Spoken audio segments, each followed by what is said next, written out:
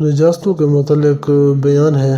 صحیح بخاری مسلم اسماء بنت ابو بکر رضی اللہ تعالی عنہ سے مروی ہے کہ ایک عورت نے عرض کی، یا رسول اللہ صلی اللہ علیہ وآلہ وسلم، ہم میں جب کسی کے کپڑے کو حیض کا خون لگ جائے تو کیا کرے؟ حضور نے فرمایا، جب تم میں کسی کا کپڑا حیض کے خون سے آلودہ ہو جائے تو اسے کھرچے، پھر پانی سے دھوئے، تب اس میں نماز پڑھے۔ صحیح میں ہے، ام المؤمنین صدیقہ رضی اللہ تعالی عنہ فرماتی ہیں، رسول اللہ صلی اللہ تعالی علیہ وآلہ وسلم کے کپڑے سے منی کو میں دھوتی، پھر حضور نماز کو تشریف لے جاتے اور دھونے کا نشان اس میں ہوتا۔